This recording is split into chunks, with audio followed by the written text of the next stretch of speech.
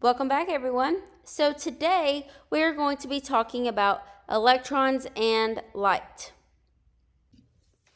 Today your topic is electrons and the light. Your goal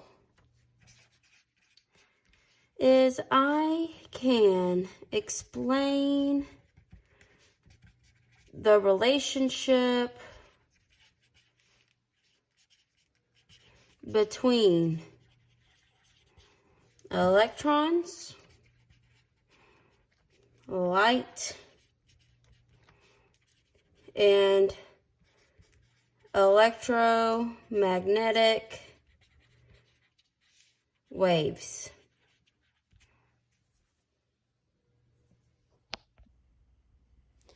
So first off, what is light? We see light as color and brightness, but it's actually something called, or a part of something called electromagnetic radiation. So it's partly electric, partly magnetic, and it follows in straight lines. And we're going to talk about what light is, how it has to do with electrons, and also what the electromagnetic waves are. So first off, where does light come from? Well, it comes from sun, stars, electricity, batteries. How does all that make light? Well, it all starts with atoms. A nucleus is surrounded by electrons that orbit, and like planets in the solar system, electrons can stay in the same orbit unless electrons get kicked into a different orbit. So this doesn't happen very often in solar systems, talking about stars and stuff, but it does in fact happen. So it is a good analogy for what's going on. If you add energy to an atom, like you heat it up, the electrons will jump into bigger orbits. When an atom cools, electrons jump back down to their original orbits.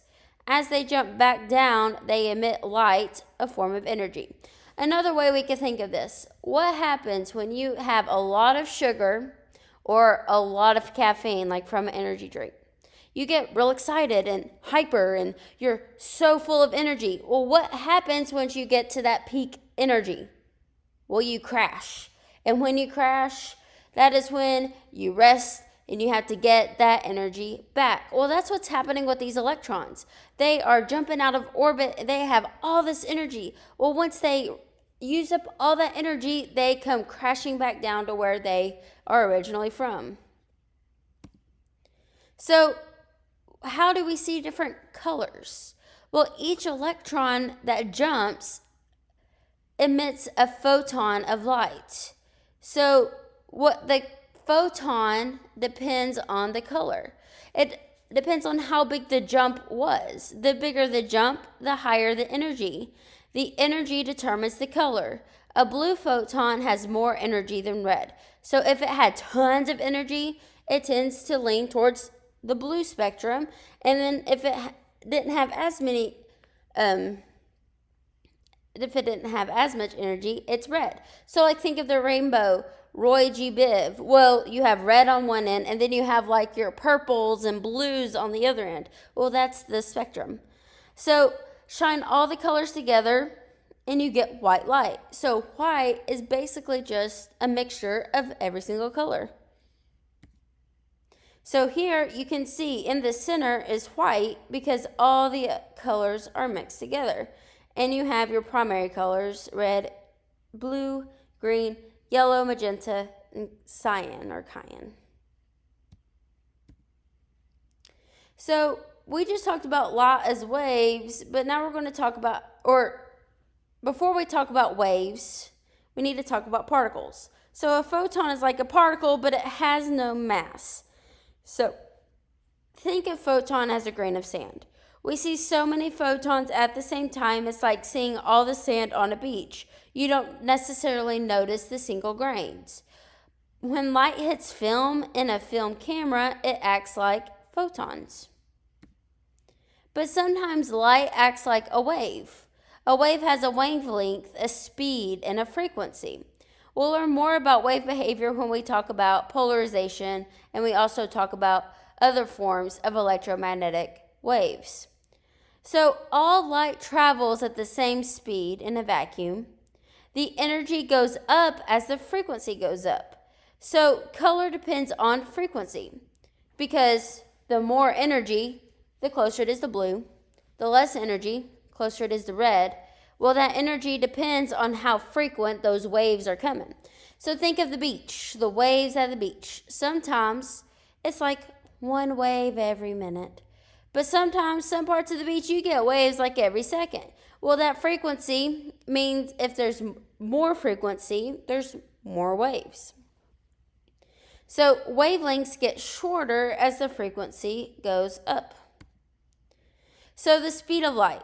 Light travels at 300 million meters per second. It takes 8 minutes for a light wave to travel from the sun to the earth. So when you see what's going on at the sun, that's actually 8 minutes in the past. It's not live. It's not as soon as it happens, because it takes 8 minutes for that light to travel. We see the moon because it reflects the sun's light. And it takes 1 second for the light reflected off the moon to reach the earth. Well, the moon is so much closer, so it doesn't take nearly as long. So if the moon were to explode, we would know within a second. Light and matter. So when light hits something like air, glass, a green wall, black dress, it may do a couple of things. It could be transmitted if the thing is transparent. It can be reflected, like off of mirrors or raindrops. It could be absorbed, like off of a black velvet dress or anything that's black. And then most of the time, we see a combination of all this. So if you take a piece of paper, if you shine it up at a light, you can actually see it's kind of see-through. So you have a little bit of that light being transmitted because it's a thin sheet of paper. And then it also reflects white, or whatever color your paper is. So there's some of that reflection, and we're seeing some of those primary colors. And then if you're writing with a black pen, some of it's actually being absorbed into that ink, and you can see that black on the white. So here's a visual representation of things that can happen. So this first picture, you see the light passes straight through. Here, it's being reflected. Here is something called scattered, which means it's reflecting in all sorts of different ways. Whoops. Here's it being absorbed into the object. And then here's something called refracted. Now, you see this in water. If you were to stick a pencil in the water and you look at half of it's in water, half of it's in the air, you'll notice it looks like it's off-center, that the pencil is bent. Well, that is because it is being refracted. Okay, reflection and color. So remember, white light contains all colors, like a rainbow, or a prism separates them so we can see all the colors. Why does a green wall look green in the sunshine? Why does it look different when it's in the shade?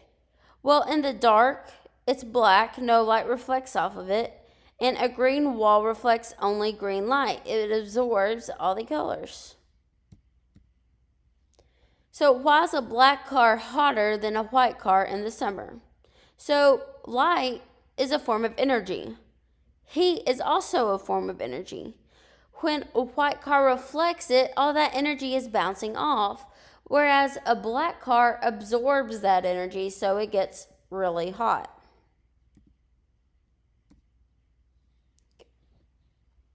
Light transmission. So transparent materials transmit light like windows. Remember, all light has the same speed in a vacuum. Different frequencies have different speeds. That causes a prism to separate the colors. Colored glass or plastic only transmit one color that it is, and it absorbs or reflects all the other colors. So they also use light to study the stars. So astronomers collect energy from stars with a telescope with visible light, infrared light, radio waves, and others. And we are going to talk about the others since we've only mentioned visible light so far. Each atom has a special pattern of light frequencies, kind of like a fingerprint, and the fingerprint of frequencies will be shifted if the star is moving away or towards us, kind of like if you were to pass a siren or a train, like you can hear that sound as it changes as you pass through. So the temperature of the star can also be determined from the color. And then here are, in the next slide, you'll see two pictures of the Ring Nebula.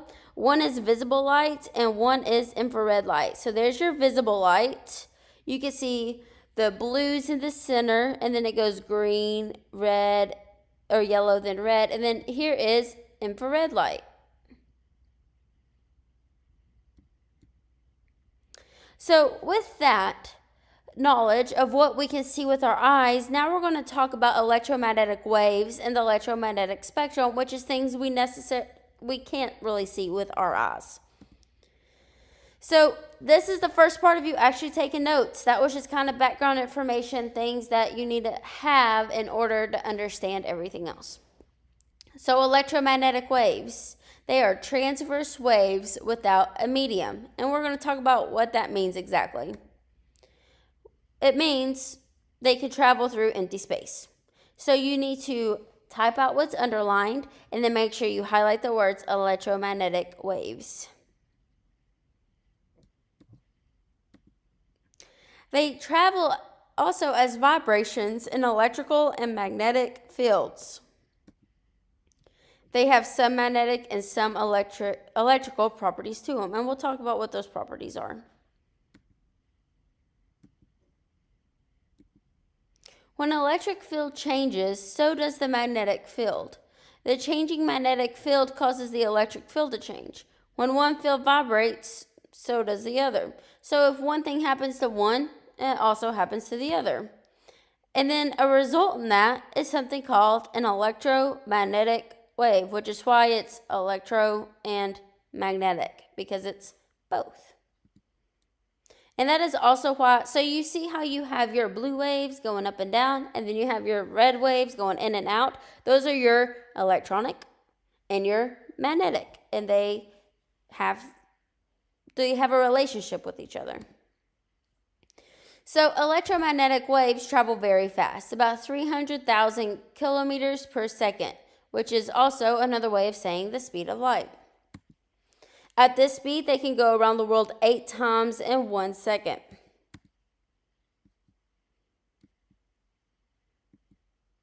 So we talked about waves. We talked about particles. Are they both? Are they one? Are they the other?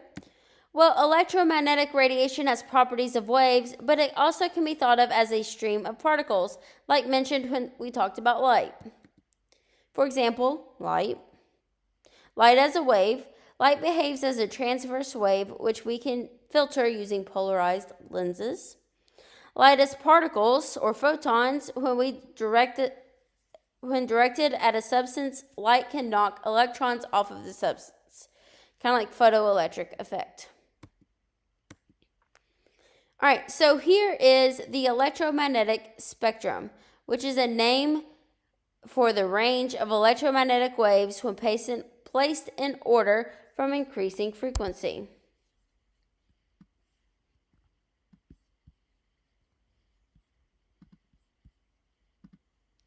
So you do need to make sure you have electromagnetic spectrum written down and highlighted, and there's the definition for it.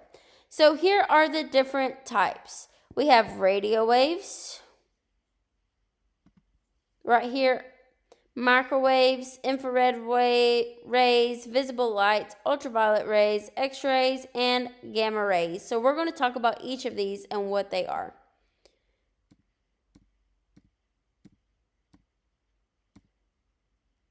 So notice the wavelength is long, or starts off long, and it gets shorter.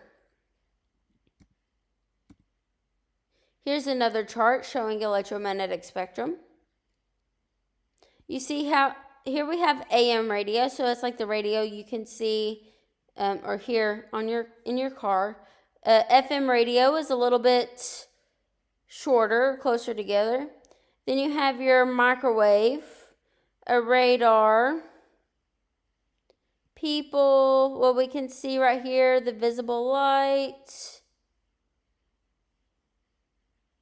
soft x-rays, hard x-rays, and then gamma rays. So here's the common names, here's the size of the wavelength, and here's the sources.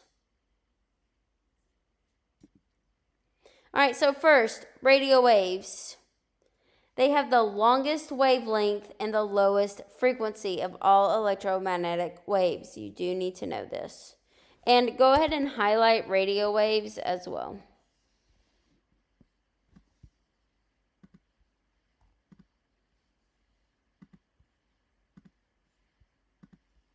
I've been just making them red. There you go.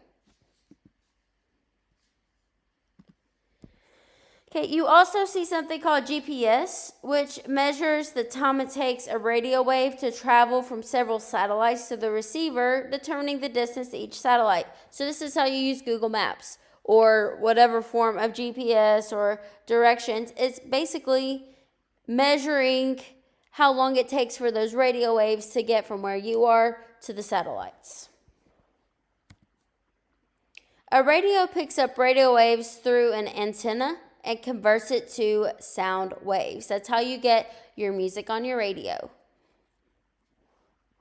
Each radio station in the area broadcasts at a different frequency. Sometimes, if like the weather's good and the atmosphere is just right, you might pick up 2 radio stations at once. And that's just because they are on the same frequency. Another use is an MRI. So basically it uses shortwave radio waves with a magnet to create an image. And then that brings us to something called microwaves. They have the shortest wavelength and the highest frequency of the radio wave family. So you do need to go ahead and type out microwaves and highlight it. And then here's the definition on the next page. They are waves that transfer energy to the water in the food, causing them to vibrate, which in turn transfers energy in the form of heat to the food. So basically, it's heating up the water inside your food that's heating up your food in general. Another example of a radio wave is radar. So like what the police use to pull y'all over when you're going too fast. Because, I am a law-abiding citizen and never speed, so... yeah, no. And then that brings us to the next thing. We just finished talking about radio waves. There were several different examples to that. So now we are talking about infrared rays. So infrared means below red. They are shorter wavelength and higher frequencies than microwaves, but we're not yet to that visible spot. We're close, but we're not quite there yet. We can't see this with our naked eye. Now, we do have tools and instruments that helps us turn infrared waves into waves that we can see, but infrared rays, wow, tongue twister, infrared rays are not visible to the human eye. You can feel the longest ones as warmth on your skin. So warm objects give off more heat energy than cool objects. So basically those heat cameras, they are using infrared rays and it's sensing heat. So a thermogram is a picture that shows regions of different temperatures in the body. Temperatures are calculated by the amount of infrared radiation given off. And that brings us to visible light. We talked a whole bunch about visible light so far, so we're not going to get too detailed right now, but you do need to go ahead and write it out and highlight visible light. And you need to put, it is electromagnetic waves we can see. The longest wavelength is a red light, and the shortest wavelength is a violet or a purple light. And that's how we get Roy G. Biv, red, orange, yellow, green, blue, indigo, violet. Ooh, Roy G. Biv. So you just need to know it's electromagnetic waves that we can see. That's what you need to type out for visible light. So when light enters a new medium, it bends or refracts each wavelength at a different amount, getting different colors. Roy G. Biv. Okay, that brings us to something called ultraviolet rays.